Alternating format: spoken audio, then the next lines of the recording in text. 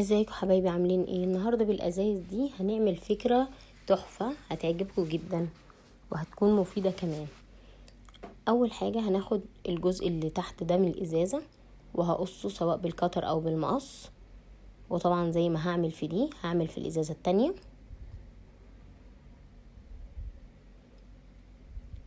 كده. تمام. هبدأ بعد كده لو في اجزاء مش متساويه هسويها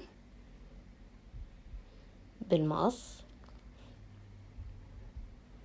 ما ننساش بقى لو عجبتكم الفكرة تشتركوا في القناة وتفعلوا زر الجرس ونعمل لايك وشير، وياريت بقى كومنت جميل كده عشان بتشجعوني قوي بكومنتاتكم. هبدأ اسوي كده الطرف بتاع الازازة كده. تمام.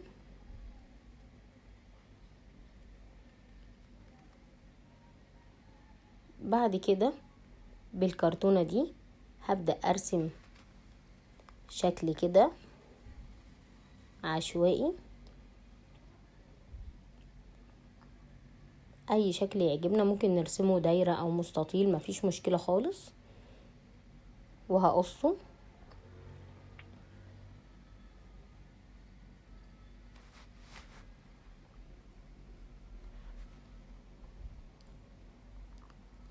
وطبعا اي اجزاء مش متساوية هبدأ اسويها برضو. الفكرة هتفيدكم جدا في ايام الدراسة كده. تمام.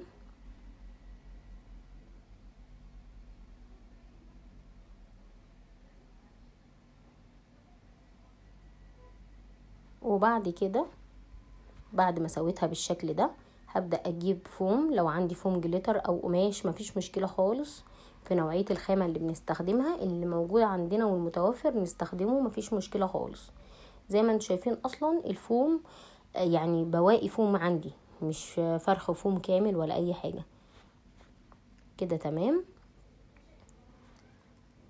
هبدأ اقص بقى الشكل اللي انا عملته، وطبعا زي ما متعودين هسيب جزء كده ازيد من الرسمة بتاعتي علشان بعد كده ابدأ اعرف اتنيها على الكرتونة وتتثبت، تبقى متثبتة تمام كده. تمام. هبدأ بعد كده اجيب الكرتونة بتاعتي واثبتها. هحط طبعا شمع وهثبتها بمسدس الشمع بالشكل ده، وهثبتها طبعا على الفوم كده. تمام. بعد كده هبدأ اقص الجزء الزيادة ده لأجزاء كده علشان اقدر اثبته ويبقى الفينش بتاعه تمام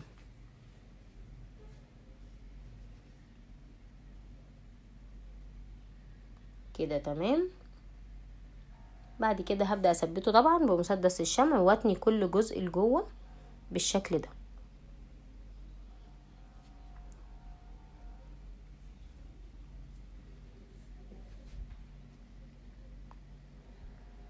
هبدأ اكمل كل اللي انا قصقصته ده واتنيه كده واقصه واثبته بمسدس الشمع.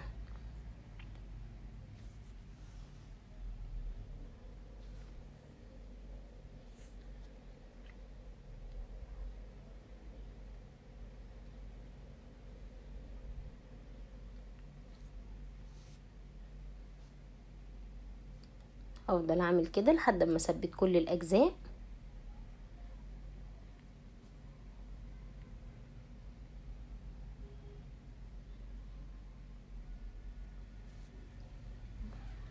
بالشكل ده.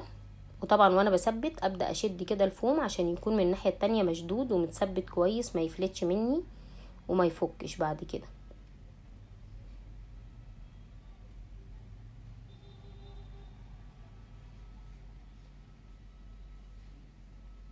كده. تمام. بعد كده بجزء من الفوم برضو هبدأ اغطي الجزء اللي من الكرتون اللي ما اتغطاش ده، بس المرة دي هقص على قد الكرتونة بالظبط.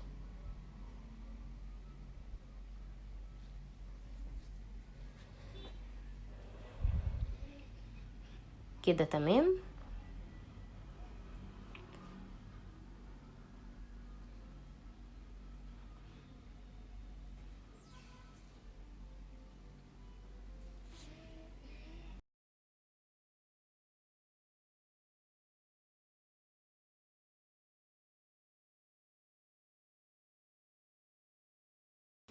بعد كده هثبتها على الكرتونة بمسدس الشمع برضو بالشكل ده.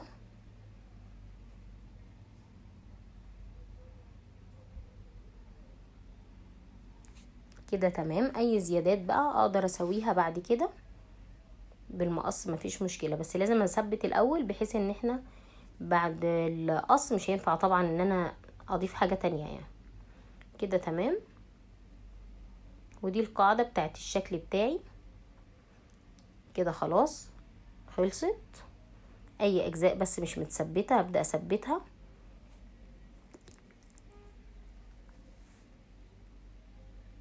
بالشكل ده.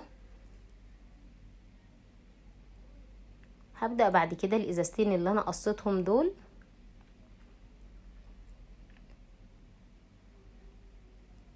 اغلفهم هما كمان، بس هغلفهم بالفوم البني.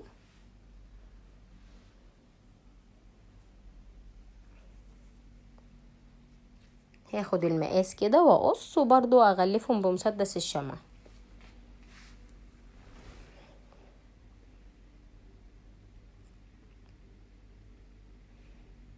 اخد الجزء اللي انا هحتاجه بس وهقصه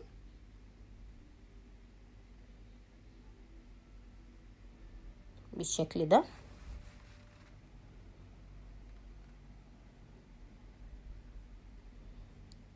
وابدأ بعد كده بمسدس الشمع وابدأ اثبتها، بس في الجزء ده لازم مسدس الشمع يكون بارد شوية علشان ما يأثرش على البلاستيك ويبدأ يعني يسيحه. كده تمام.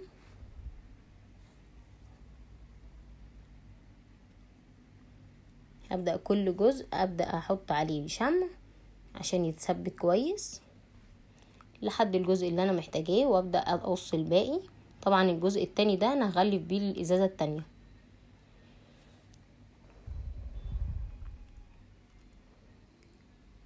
كده تمام. هبدأ طبعا زي ما عملت في الازازة الاولانية هعمل في الازازة التانية بالظبط.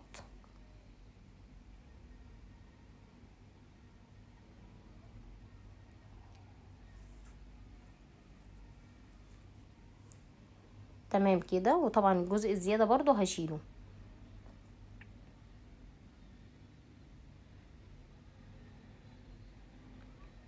بالشكل ده. هشيل الزيادة دي انا مش هحتاجها، بس طبعا هحتاجها في افكار تانية وفيديوهات تانية من اللي انا بعملها. كده الازازتين والقاعدة جهزوا، هركنهم على جنب وابدأ اعمل الشكل بتاعي اللي هيتثبت ورا الازازتين دول. انا اخترت شكل الديناصور وهبدأ اقصه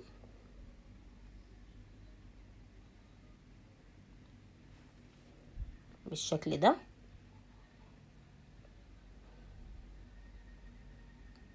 ممكن طبعا نقصه بالقطر، بس انا بتحكم في المقص اكتر فاقصه بالمقص بالشكل ده.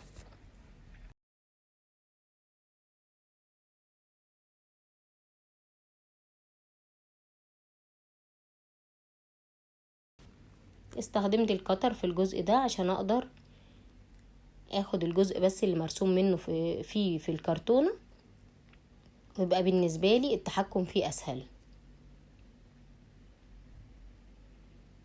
كده تمام. هبدأ اقص بقى الشكل اللي انا رسماه بالظبط. طبعا مستنية رأيكم في الكومنتات، ولو مش مشتركين في القناة ياريت نشترك ونفعل زر الجرس علشان يوصل لكم اي فكرة جديدة وفيديو جديد انا بعمله. ولو عجبتكم الافكار ياريت تعملوا لايك وشير عشان اصحابنا واللي يعرفونا برضو يستفيدوا بالفكرة. كده تمام. هبدأ اقص الجزء بس بتاع الراس ده.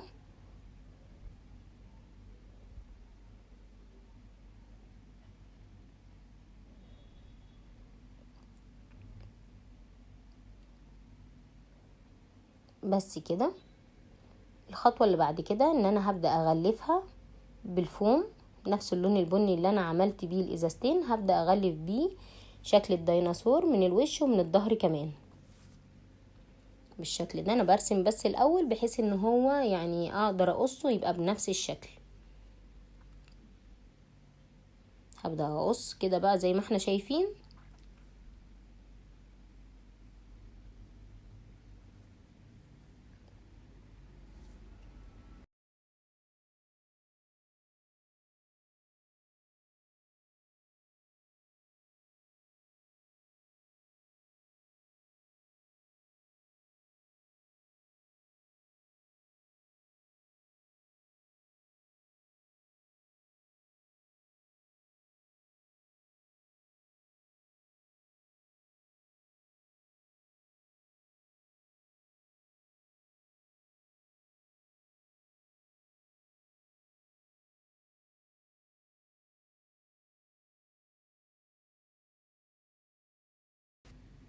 كده تمام. اي اجزاء بقى ما تقصتش كويس اقدر في الوقت ده اسويها واظبطها بحيث انها تبقى مقصوصة تمام. هبدأ اثبته على الكرتونة برضو بمسدس الشمع.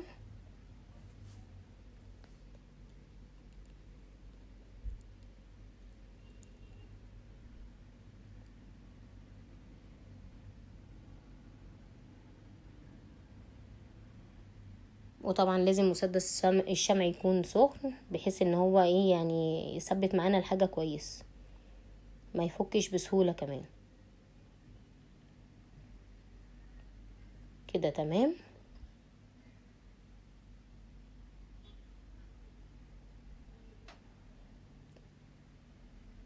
بالشكل ده ابقى خلصت تغليف الناحية دي. هنا هبدأ ارسم البقع اللي بتكون على جسم الديناصور. ممكن طبعا بدل ما ارسمها اعملها بقطع فوم تانية واثبتها عليه، بس طبعا دي يعني ممكن نستبدلها بالرسم فهتكون اوفر شوية.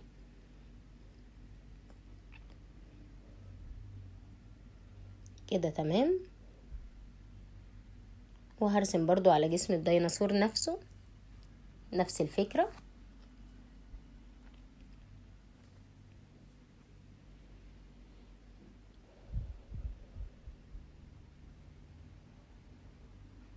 بالشكل ده.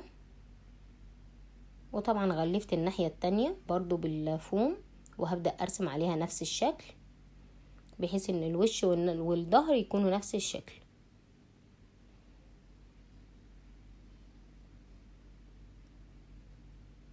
هبدأ الون بقى الاجزاء اللي انا رسمتها دي.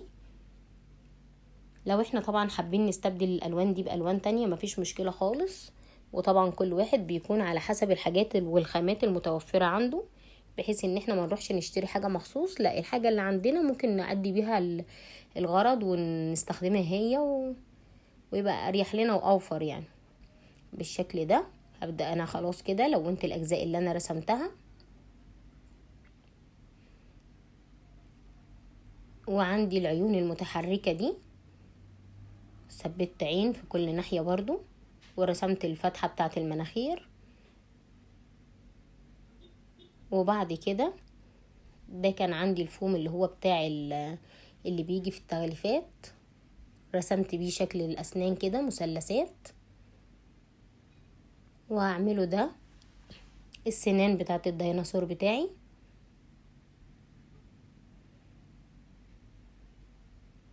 بالشكل ده.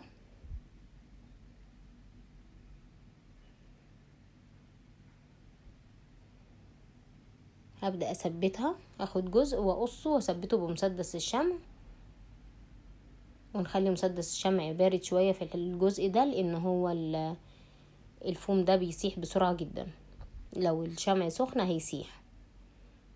كده تمام. والناحية التانية نفس الطريقة.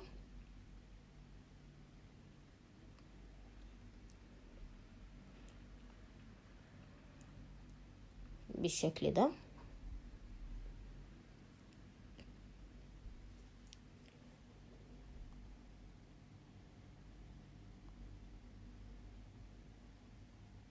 هثبت برضو زي ما عملت الناحية التانية. بس كده تمام. هبدأ بقى اثبته في الجزء اللي هي القاعدة اللي مثبتة عليها الكوبايات. هبدأ اثبت الكوبايتين في بعض وكمان جسم الديناصور فيهم بالشكل ده. اثبتهم في القاعدة واثبت الكوبايتين مع بعض الاول، وبعد كده هبدأ اثبت الديناصور فيهم، وهيكون منظم للمكتب تحفة وشكله جديد ومعمول احنا اللي عاملينه ومن خامات متوفرة في البيت. وبقى ده شكله النهائي. انا استخدمته طبعا في الادوات بتاعتي الاقلام والفرش. مستنية رأيكم في الكومنتات، وما ننساش اللايك والشير والاشتراك في القناة وتفعيل زر الجرس، واستنوني في فيديو جديد وفكرة جديدة. باي باي.